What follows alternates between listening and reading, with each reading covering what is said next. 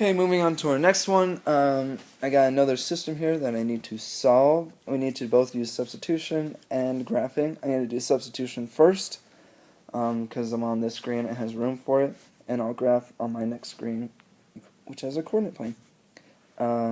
So something I noticed right away is I already have an equation that's solved for y.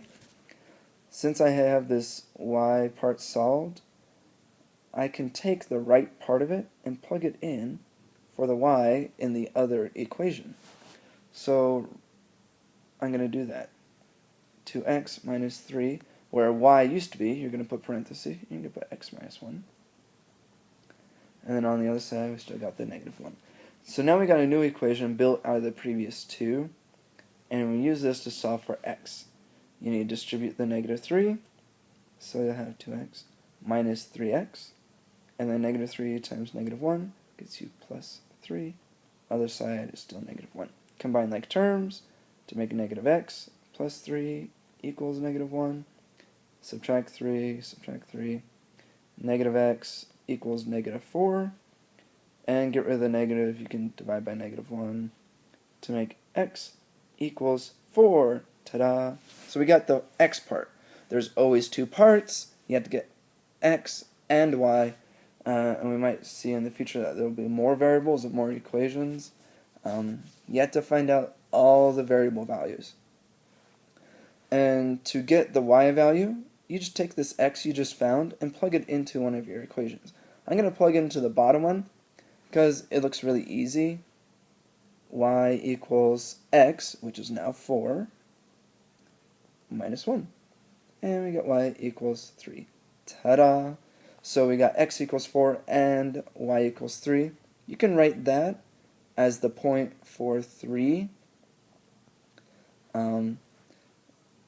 That's another way to express the answer. So you can either write x equals 4 and y equals 3, or you'll also see it as just the point for 3. So now we got that all worked out. Let's work on the graphing part. On the previous video for number 3, I mentioned that it's best or probably ideal for you guys to have your equation in the form y equals mx plus b, because you guys are used to that. At least you should be.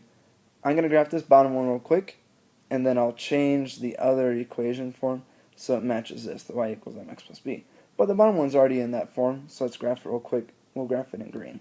We got the graph y equals x minus 1.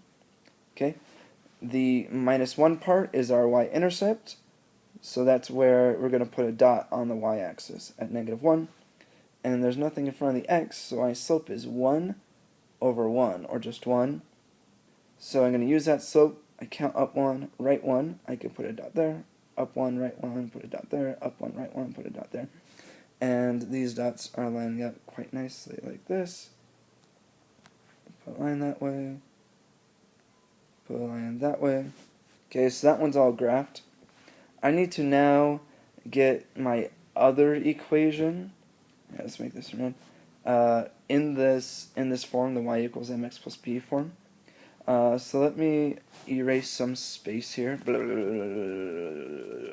It helps if you make noise. Trust me, guys. It's only as painful as you make it. And then some. Okay, so we got our equation here, 2x minus 3y equals negative 1. I need to solve for y, so I need to get rid of the 2x by subtracting it. Now I got negative 3y equals negative 2x minus 1. Divided by the negative 3. Divided by the negative 3. Y equals, and you have to remember that every term gets divided by that negative 3. So negative 2x divided by negative 3 gives you positive 2/3 x. And negative 1 divided by negative 3 gives you positive 1/3. So ta-da, we have our new equation. Let's graph that real quick. The y equals 2/3 x plus 1/3. Okay, that 1/3 there is our y-intercept. So 1/3 is approximately right there, just a little bit less than halfway up. And we got a slope of 2/3. So that's a rise of 2 and a run of 3. So I'm going to go up 2, 1, 2, and go right 3. 1, 2, 3. Put it out there. Okay, I go up 2 again. Just mostly I just want to get more points down. 1, 2, right 3. 1, 2, 3. Okay, so now we got some points down. We can draw a graph. It goes like that. It goes like that. And notice it's not as steep as the other one. It's because it only has a slope of 2/3.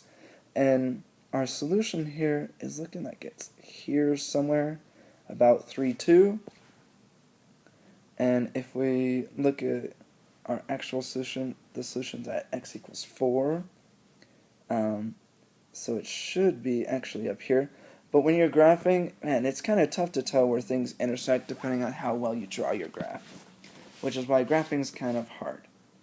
So my solution should have been 4, 3, but according to my graph, it's kind of here at 3, 2.